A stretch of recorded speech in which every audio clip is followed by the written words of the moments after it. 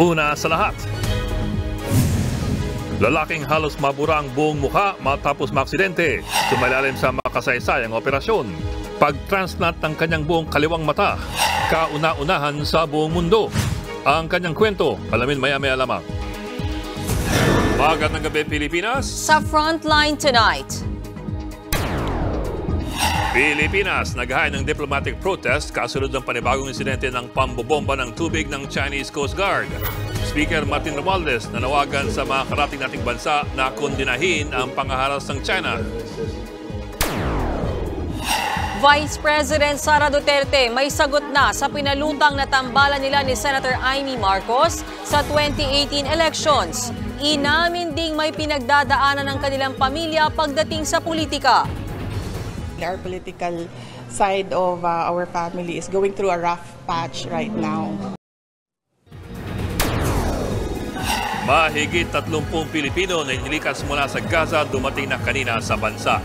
Iba pa nating kababayan, hindi maiwan ang mga asawa nilang Palestino. Good news naman sa mga motorista, may halos 3 piso ang bawas presyo sa diesel sa susunod na linggo.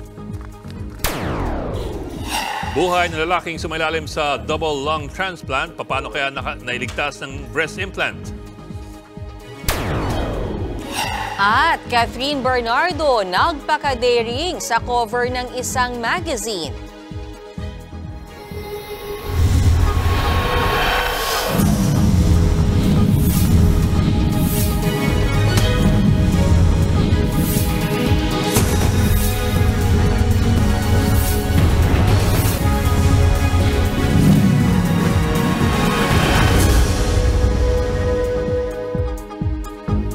Ang inyo pong napapanood ay live na kuha sa Bulkang Mayon sa Albay na nagbubuga na naman ng lava. Kasalukuyan pa rin nasa alert level 3 ang bulkan. Mahigpit na pinagbabawal ang pagpasok sa 6-kilometer danger zone. Manatiling nakaantabay dito sa Frontline Tonight at sa News 5 social media pages para sa update sa pag-alboroto ng Bulkang Mayon. Naghahay ng diplomatic protest ang Pilipinas kasunod ng panibagong pambobomba ng tubig ng Chinese Coast Guard. Nanawagan naman si House Speaker Martin Romualdez sa iba pang bansa na kondinahin din ang pangaharas ng China. Nasa frontline na balitang yan, si Mon Gualvez. Sa video na ito, nakuha sa resupply mission kanina, papunta sa BRP Sierra Madre sa Ayungin Shoal, makikitang pinalibutan ng 3 Chinese militia vessel at isang barko ng China Coast Guard ang isang barko ng Pilipinas. Ayon sa National Task Force for the West Philippine Sea, binomba ng water cannon ng China Coast Guard o CCG vessel 5203 ang supply vessel ng Pilipinas na ML Kalayaan. Ang barko na yan ng China ang siya ring nambangga noong October 22 sa bangka ng Pilipinas. Muling kinundinan ng Pilipinas ang dangerous maneuvers o delikadong pagmaniobra ng China sa lehitimong resupply mission ng Pilipinas. Agad ding nagprotesta ang Philippine Embassy sa Beijing. Maging ang Department of Foreign Affairs, diniretso na sa Maritime Communications Mechanism ang reklamo. Nagpadala na rin ulit ng diplomatic protest sa Beijing. Sa kabuuan, ito na ang ika-126 na diplomatic protest na inihain ng Pilipinas laban sa China sa ilalim ng Administrasyong Marcos. Kabilang dyan ang pambobomba ng water cannon nitong Agosto at ang banggaan sa dagat noong nakaraang buwan. Gate naman kanina ng China Coast Guard, ang Pilipinas ang anilay trespassing sa Ayungin Shoal.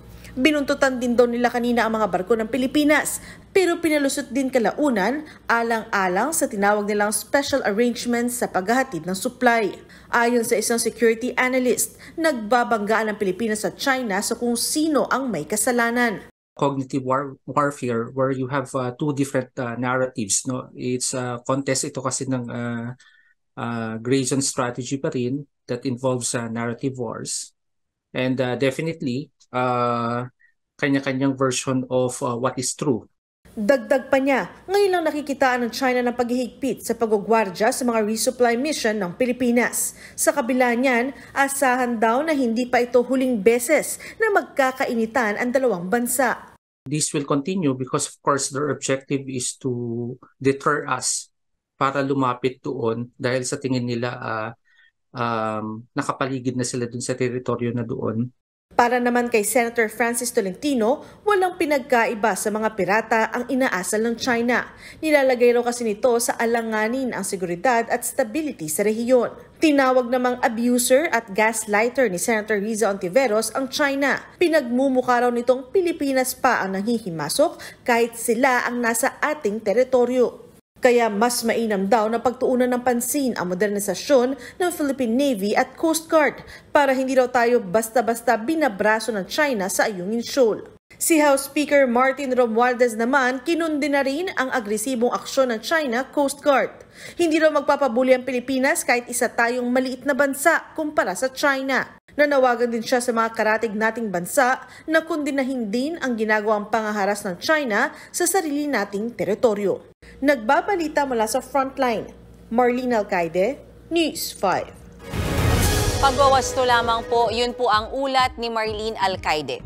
Samantala, kakampi raw ng Timor-Leste ang Pilipinas pagdating sa pagpapatupad ng international law sa pinag-aagawang West Philippine Sea. Nasa frontline ng balitang yan si Maricel Halili. Nagpahayag ng suporta ang Timor-Leste sa Pilipinas sa pagpapatupad ng rules-based international law sa West Philippine Sea, partikular ang 1982 UN Convention on the Law of the Sea o UNCLOS. Ayon mismo yan kay Pangulong Bongbong Marcos nang bisitahin siya kanina sa Malacanang ni Timor-Leste President Jose Ramos Horta. Nandito sa bansa si Horta para sa 4 na araw na state visit. Sa isang joint statement, sinabi ni Pangulong Marcos na may ilang suhestyong inilatag si Horta para tugunan ang tensyon sa agawan ng teritoryo. President Horta and I had a very productive and interesting discussion on the mechanisms and the modalities that we, with the experience of His Excellency in international affairs, the many suggestions and mechanisms that he brought to light that can be of use to the Philippines when it comes to the challenges that we are presently facing in the issues that are regarding the South China Sea, or as we refer to it, the West Philippine Sea. Nagpasalamat si PBBM sa suporta ng presidente ng Timor-Leste. The experience of the president has shown what the Philippines can do to further our discussion and our argument as to the continued adherence of all parties to a rules-based system and international law. Bukod sa West Philippine Sea, nagkasundo rin ang dalawang leader na ipagpatuloy ang pag-uusap ng Pilipinas sa Timor-Leste pagdating sa iba't ibang sektor. Kabilang na dito ang pagkakaroon ng direct flights ng dalawang bansa, pagbuo ng bilateral social security agreement para siguruhin ang kaligtasan ng mga manggagawang Pinoy sa Timor-Leste, pagpapalakas sa kooperasyon sa edukasyon at pagdagdag sa mga exchange student ng dalawang bansa. Kinilala rin ni Horta ang pagsuporta ng Pilipinas para maging miyembro sila ng ASEAN. You have been among the very first country to support our aspiration to join ASEAN. We have established for ourselves 2025, we should be ready to fully be a member of ASEAN. Kakausapin naman bukas ni Justice Secretary Boying Remulla ang isa sa mga matataas na opisyal na kasama sa team ng Timor-Leste na nandito sa Pilipinas. Tatalakayin nila ang tungkol sa kaso ng pinatalsik na si Congressman Arnie Teves. Ang concern ko, the process of bringing Teves home for trial. The possibility of having a mutual legal assistance treaty or an extradition treaty between Timor-Leste and the Philippines. We will discuss it. Sa pinakahuling impormasyon ng DOJ, nasa Timor-Leste ngayon si Teves. Nang hihingi rin daw siya roon ng political asylum pero hindi napagbigyan. Nagbabalita mula sa Frontline, Maricel Halili, News 5. Inamin ni Vice President Sara Duterte na may pinagdaraanan ng kanyang pamilya sa usapin ng politika. Sinagot din niya ang posibilidad ng tambalan nila ni Senator Amy Marcos sa 2028 elections. Nasa frontline ng balitang yan, Marian Enriquez. Tambalang Sara Duterte at Amy Marcos sa 2028. Yan ang pinalutang kagabi ni dating presidential spokesperson Harry Roque. Pagdating na 2028, parang maganda atang Duterte Marcos naman. Anong tingin nyo? First time in history na parehong babae, Pero bakit hindi? Dahil pareho naman silang merong bayag. Sa isang event kanina ni VP Sara sa Davao, sinagot niya kung posible nga bang mangyari yan. The future is far too distant for us to speculate right now what will happen in 2028. Aminado naman si VP Sara na may pinagdaraanan sa usapin ng politika ang kanilang pamilya kasunod ng issue sa kanyang confidential funds na kinukwestiyon ng ilang mambabatas. It is true, political side of our family is going through a rough patch right now. Ipinagpapasalamat naman daw niya ang ipinapakitang suporta sa kanya ni Senator Amy Marcos. Matatandaang nagbitiw ng salita ang senadora na solid siya sa mag-amang Duterte kahit mag-isa na lang siyang maninindigan. Para lang masabtan sa mga tao, lahi ang politika, lahi ang trabaho. Okay? So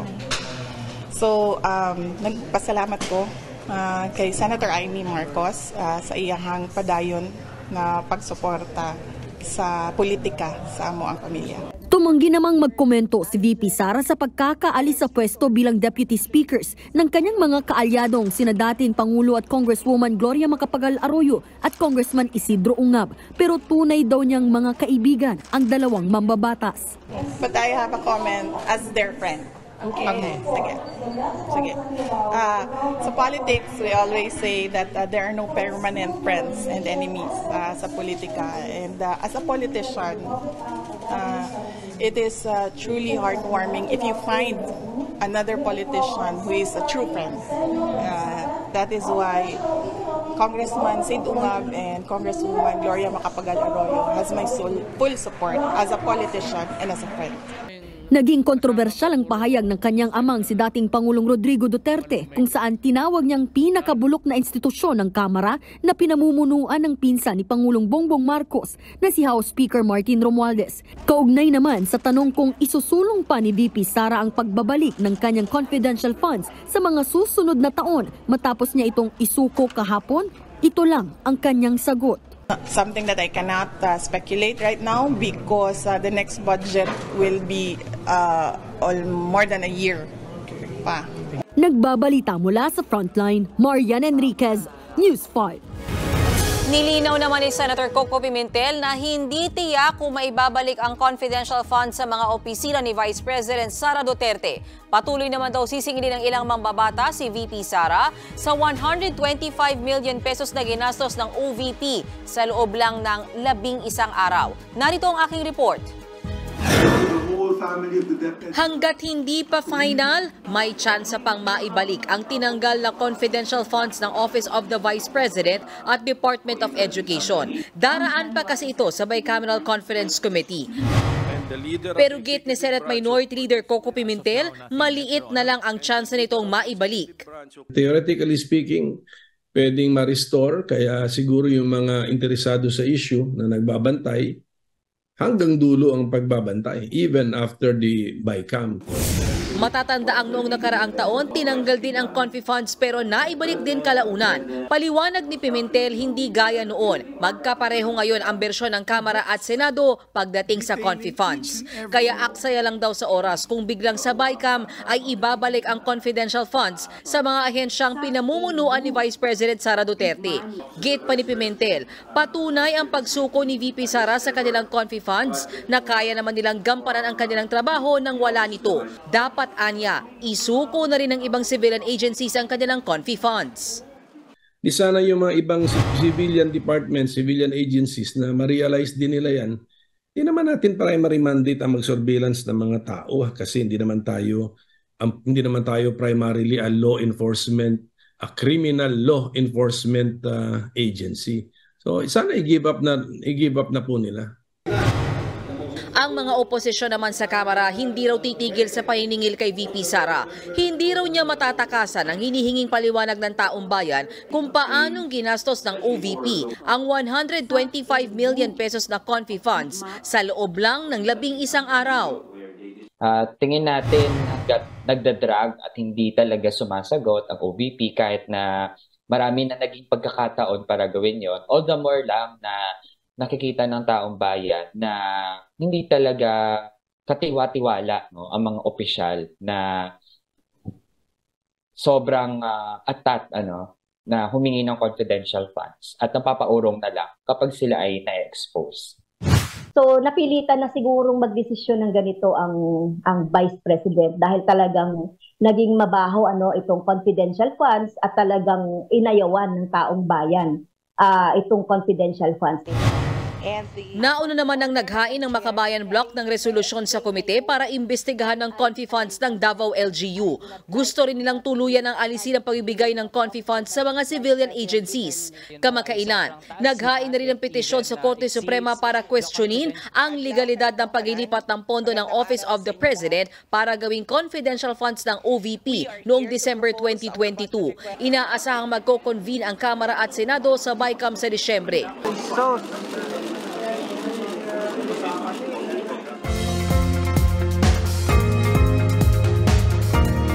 Maging maliwalas ang panahon ngayong weekend kahit may namatang bagong low pressure area sa labas ng bansa. Huling nakita ang namumuong sama ng panahon 2,455 kilometers timog silangan ng Mindanao. Ayon sa Pag-asa, posible itong pumasok sa Philippine Area of Responsibility sa mga susunod na araw. Wala pa naman daw katiyakan kung ito ay magiging bagyo. Sa ngayon, wala pang direktang epekto sa bansa ang LPA. Ang maaliwalas sa panahon ay dulot naman ng easterlies. Ito po yung mainit na hangin mula po sa dagat Pasipiko. Ang Amihan naman, magdadala ng mahihinang ulan sa Batanes at Babuyan Islands. Posible rin ang mga pag-ulan sa Metro Manila at natirang bahagi ng bansa dahil po sa localized thunderstorms. Good news po sa mga motorista, may malaki ang rollback sa petrolyo sa susunod na linggo. 2 pesos and 40 centavos hanggang 2 pesos and 70 centavos ang posibleng tapya sa kada litro ng diesel. 60 hanggang 80 centavos naman sa gasolina at halos 2 piso sa kerosene.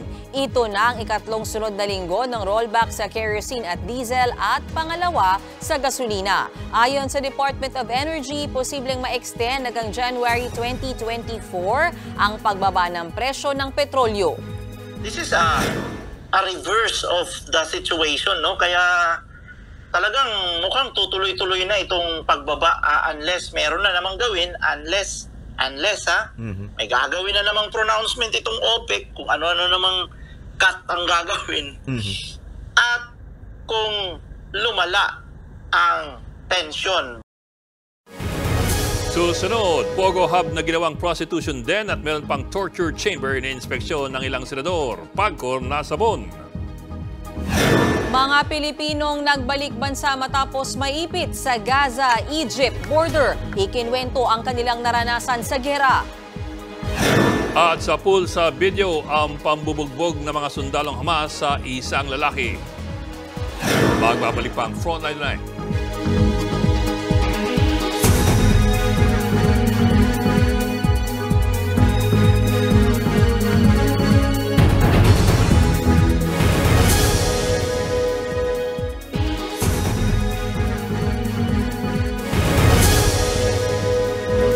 Dismayado mga senador sa kanilang mga nakita sa ni-raid na Pogo Hub sa Pasay City. Kaya't sinabon nila ang anilay kapabayaan ng Pagcor. Nasa Frontline Balitang yan, Justin Punsala. Mismong mga senador na ang personal na nag-inspeksyon sa Pogo Hub ng Smart Web Technology sa Pasay na sinalakay ng mga operatiba noong nakaraang buwan. Sa paglilibot na Senator Risa Hontiveros at Sherwin Gatchalian sa Pogo Hub, isa-isang pinakita sa kanila ang mga istruktura sa loob. Gaya ng mga kwarto ng spa, pharmacy, KTV bar at ang sinasabing aquarium na ginagamit sa prostitusyon sa loob ng Pogo. Pinasok din nila ang nadiskubreng torture chamber kung saan pinahihirapan umano ang mga hindi nakakakwota sa love scam. Gaya niyo po, na-shock din ako sa nakita nating torture chamber. Walang ilaw, walang pagkain, pasa-pasa at bugbog-bugbog ang sinapit ng mga biktima. Matapos ang inspeksyon sa loob na rin mismo ng Pogo Hub, ginawa ang pagdinig ng Senate Committee on Women, Children, Family Relations and Gender Equality. Dahil hindi makapaniwala sa mga nakita sa loob ng Pogo Hub, ginisa ni Senator Gatchalian ang mga opisyal ng Pagcor. Tingin niya, hindi ginagawa ng ahensya ang mga mandatong regular na inspeksyonin ng mga Pogo Hub. We inspected this. Hindi nyo nakita yung massage parlor and aquarium? Kasi sir, parang ano lang siya, secret door. May secret door sir, tapos nakalock yan sa loob. Klaseng inspection naman ginagawa ninyo. I mean, kitang-kita na. Bakit ang ito no? Massage parlor. Kung makita niyo sa yung entry, parang ano lang siya, parang it's a may aquarium. Giit ng PAGCOR, limitado lang ang mandato nila sa pagbabantay sa mga pugo. Kaya madalas daw sila nagpapasaklolo sa Department of Justice at sa Presidential Anti-Organized Crime Commission o PAOC sa ganitong mga operasyon. Because this is, in my opinion, this is a failure of regulation. If we are just doing our jobs properly, regulating, hindi mangyayari lahat po ito eh. The problem is, sir, wala kaming enforcement, we don't have the police power, sir. Kaya nagre-relate kami sa PAOK, sir, sa DOJ palagi. Bukod sa prostitution din, isa pa sa ikinababahala ng mga senador ang sandamakmak na government ID na nakumpiska sa isa pang pogo hub na sinalaki noong Agosto. Tanong tuloy ni Hontiveros, paano nakakalusot at nai-issuehan ng ganitong government ID ang mga dayuhan? Kung may dayuhan na dahil nakakuha ng ganitong mga ID, pati ng citizenship natin, ay pwedeng magkunwaring may loyalty sa Pilipinas, pero ibang national interest pala ang isusulong, malinaw na banta sa national security natin. Dahil sa kaliwat ka ng problema sa Pogo, nagkasundo sina Hontiveros at Gatchalian na parehong irerekomenda sa kani-kanilang komite sa Senado ang permanenteng pagpapasara sa mga Pogo. Hindi raw malaking kawalan sa bansa ang mga Pogo dahil kung tutuusin, may utang pa raw silang buwis sa gobyerno. Nagbabalita mula sa Frontline, Justine Punsalang, News 5. Nakabalik na sa bansa ang 34 na Pinoy na lumikas sa giyera sa Gaza. Ang iba naman nating kababayan, hindi pa rin makaalis doon dahil hindi maiwan ang mga asawa nilang Palestino. Nasa frontline ng balitang yan si Reniel Pawid. Bitbit ang maliit na watawat ng Pilipinas, masayang lumapag kanina sa NAIA ang caregiver na si Isabelita. Ngayon lang ulit siya nakabalik ng bansa makalipas ang higit 2 dekada. Isa siya sa 34 na Pinoy mula sa Gaza na nakatawid sa Egypt at piniling umuwi ng Pilipinas sa gitna ng bakbakan ng Israel at Hamas. Ayon kay Isabelita, mistulang binura sa mapa ang kanilang lugar dahil sa kaliwat ka ng pambobomba. Sa sobrang hirap po talaga. Mahirap kasi lahat doon walang safe na mga tao, walang pagkain, walang tubig, wala lahat. Tapos hindi kami makalabas, sarado lahat. Nakatakas man sa giyera, hindi naman mawala sa isip ng OFW na si Minerva ang naiwang Palestinong asawa. Nagkaaberya sa exit permit ng kanyang mister kaya hindi niya nakasama pa uwi ng Pilipinas. Yung husband ko was there. Hindi siya inaprobahan to come here. But happy ako kasi all of my children were here. I'm going to join my children. Si Lucina naman nananawagan sa ating pamahalaan na maisama sa susunod na batch ng repatriation ang kanyang Palestinian na manugang at apo. Nagkaroon ng parang postpartum blues yung manugang ko. Natatakot na siya kasi ayaw niyang makita yung baby niya na nakabalot, na dugo. Tapos kami pira-piraso. May isang OFW naman na dumating sa bansa kasama ang kanyang Palestinong asawa. Ayon sa DFA, posibleng magtagal ng higit 6 na buwan ang naturang dayuhan dito sa Pilipinas. I'm sure there'll be an arrangement kasi pwede naman yung balikbayan. Tratuang balikbayan, so we'll do what we can. Ang importante nakasama siya.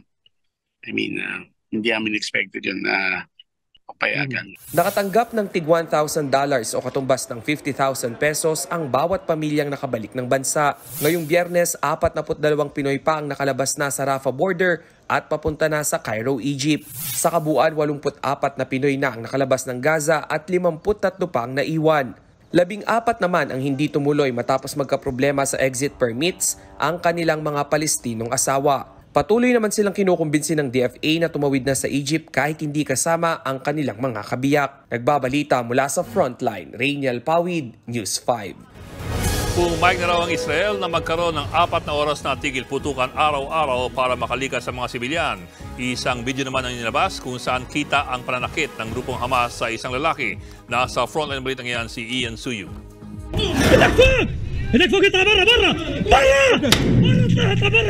Kuha sa bodycam video na ito ang pananakot at pananakit ng militanteng grupong Hamas sa isang lalaki sa Israel. Sa pilitang pinasakay ang lalaki sa kotse.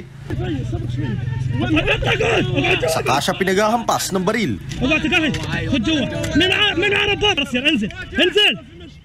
Ilang saglit pa, pinalabas siya ng sasakyan, pinadapa at pinagtatadyakan.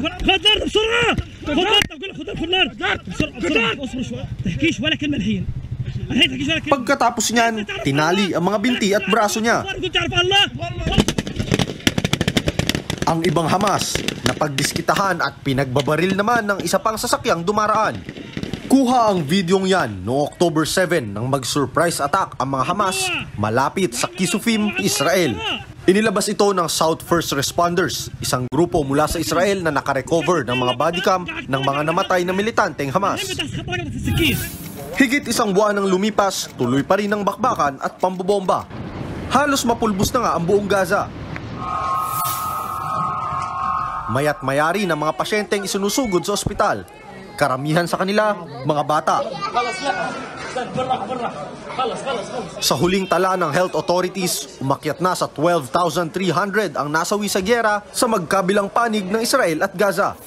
Sa gitna ng patuloy na bakbakan, libu-libong Palestinian na ang lumikas patungo sa South Gaza. Posible namang magkaroon sila ng mas maraming oras para lumikas dahil ayon sa Amerika, pumayag na ang Israel na magkaroon ng tactical pause o 4 na oras na tigil putukan araw-araw.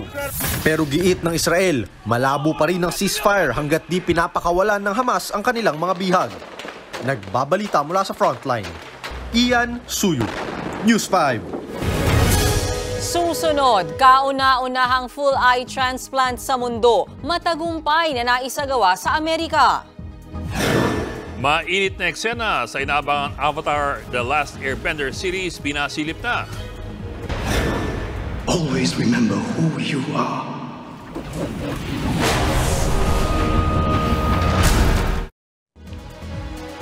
At palaban at daring na magazine shoot A Very Good Girl, Catherine Bernardo, trending.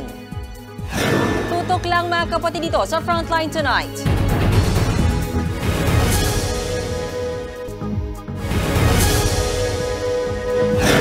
Mananatili sa Alert Level 3 ang Bulkang Mayon kahit nagbubuga ito ng lava ngayong gabi. Ayon sa PHIVOLCS, isa sa ilalim lang nila sa Alert Level 4 ang Bulkang Mayon kapag may naitala ng mas malakas na pagputok.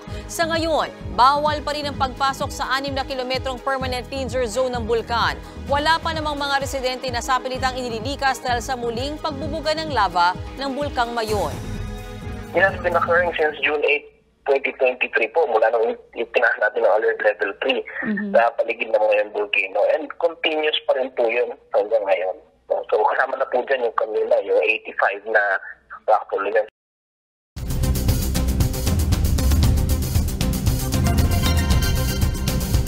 Matagumpay ang kauna-unahang full eye transplant sa buong mundo. Sinagawa po yan sa isang lalaking halos mabura ang mukha matapos maaksidente. Nasa frontline balitang yan si Brian Basa. Wow.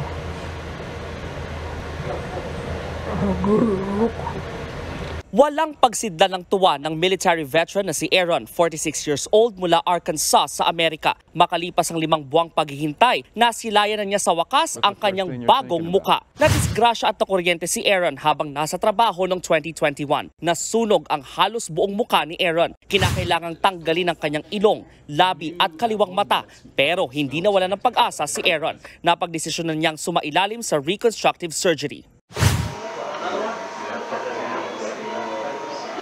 Sumalang siya sa halos 1 araw na operasyon at ito na siya ngayon. Makasaysayan din ang operasyong ito dahil ito ang kauna-unahang human eye transplant sa buong mundo. Yun nga lang, hindi pa rin tuluyang nakakakita ang bagong mata ni Aaron. Bagay na una pa lang ay nilinaw na sa kanya ng mga doktor. Just the fact that it's a wild blood flowing through it. I mean, you know, that's the first step, you know, and that's what I told him. I said, you know, even if I can't see, which I didn't have an eye there to begin with, you know, after the accident, you know, maybe at least, you know, y'all can learn. Ayon sa mga doktor, gusto lang sana nilang makabitan ng mga bagong mata si Aaron para maiayos ang itsura ng kanyang mukha. Pero pumayag si Aaron na sumailalim sa full eye transplant, kaya sinubukan na rin nila na maibalik ang kanyang paningin. The mere fact that we transplanted an eye is a huge step forward, something that within centuries has been thought about but's never been performed. Sa ngayon, sasailalim pa sa pagsusuri si Aaron. Hindi siya nawawalan ng pag-asa, pati ang kanyang mga doktor na tuluyan ding magiging matagumpay ang pinagdaanan niyang operasyon na magbabalik sa kanyang paningin at makakatulong din sa ibang pasyenteng nangangailangan ng eye transplant. Nagbabalita mula sa Frontline, Brian Basa, News 5.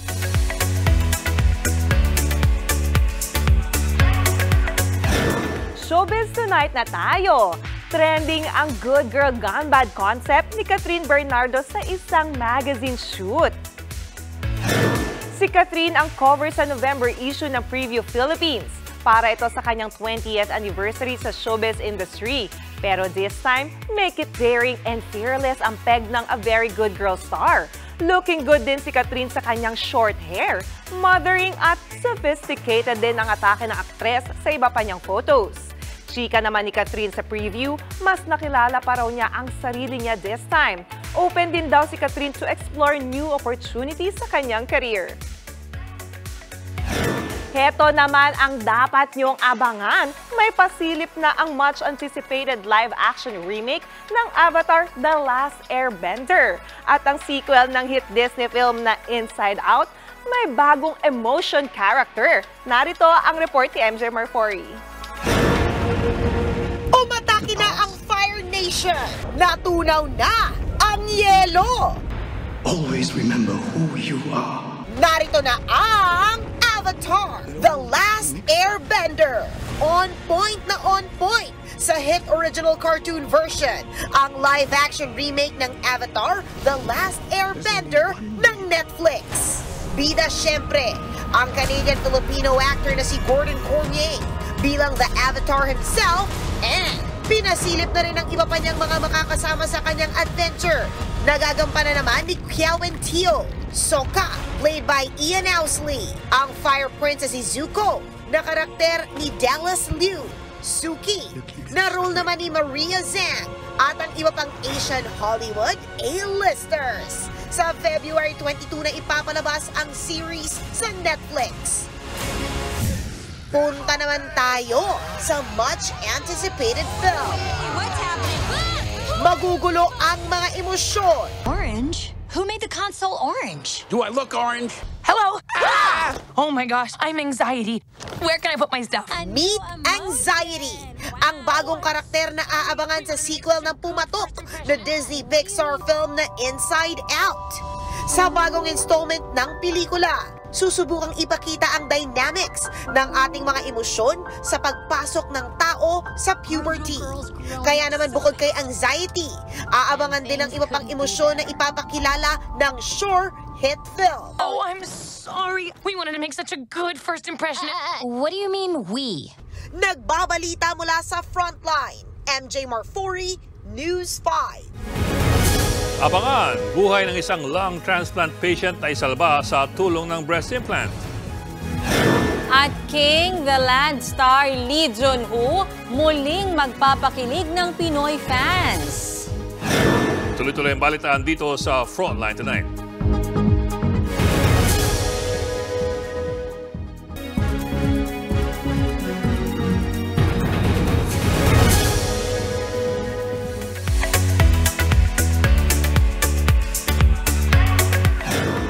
Ito ang isa pang trending.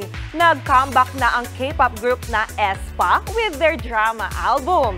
Muli namang magpapakilig sa Pinoy fans si King the Landstar at 2PM member Junho. Narito ang report.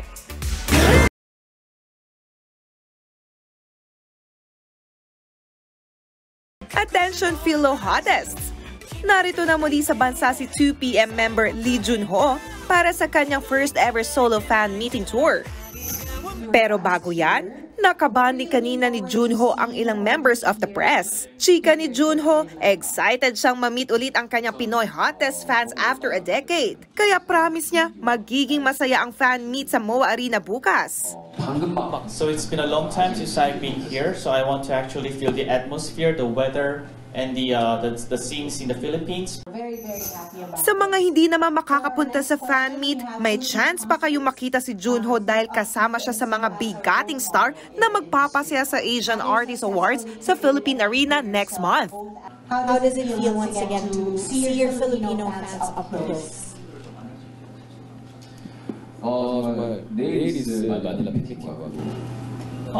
So for the fan meeting that I'll be having tomorrow and also the AAA, we'll be having it next month.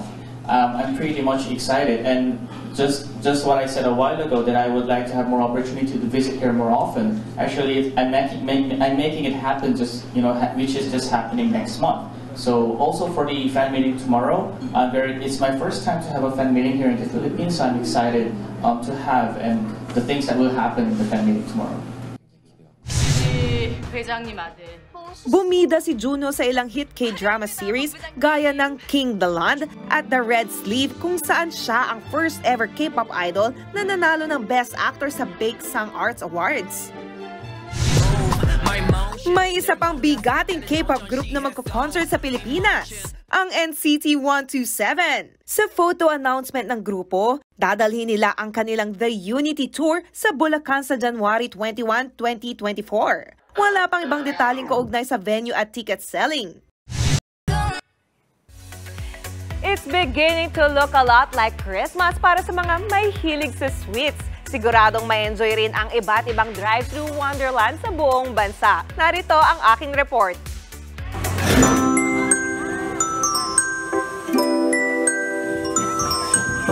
Mga pailaw na makulay, tugtugang bigay na sinamahan pa ng nakamamanghang snow.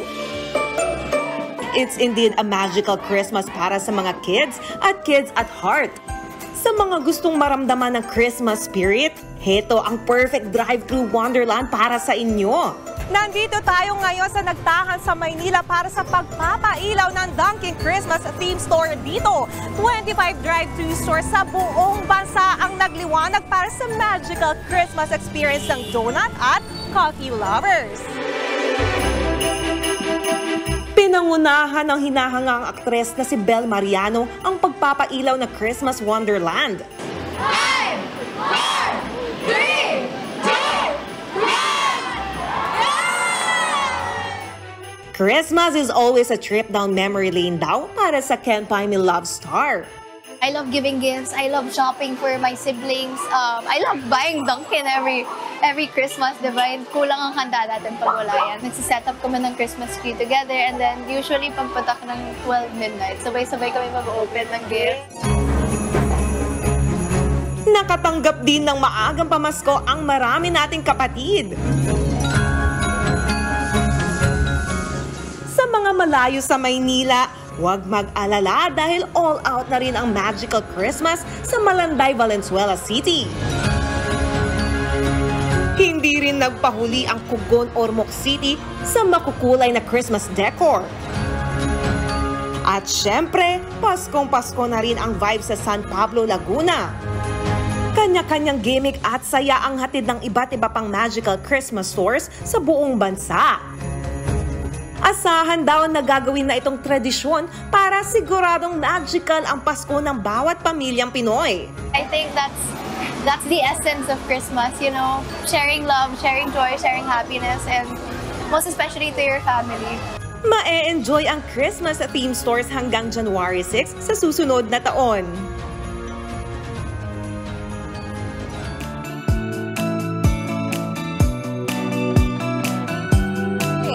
Para naman sa ating pabahong pampagood night, nagka-second chance sa buhay ang isang lalaki sa Chicago, Illinois, sa Amerika. Nanganib ang buhay niya dahil sa lung transplant, pero nasagip din ang isa pang transplant. Siya ang 34-year-old na si Davey. Maraming taon daw siyang nag-vape, kaya't bumigay ang kanyang baga. Kailangan itong tanggalin ng mga doktor at palitan ng artificial lung. Pero hirap daw ang kanyang puso na manatili sa stable na posisyon nito dahil sa pinilitang baga. Kaya naisip ng mga doktor na maglagay ng breast implant para manatili sa tamang pwesto ang kanyang puso. Sa huli, naging successful ang operasyon.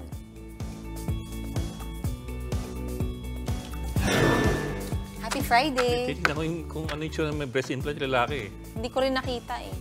Kuya kasi yung camera sinisay, kuya. Johnny, para sa iyo to, mga kapatid. 45 days na lang po.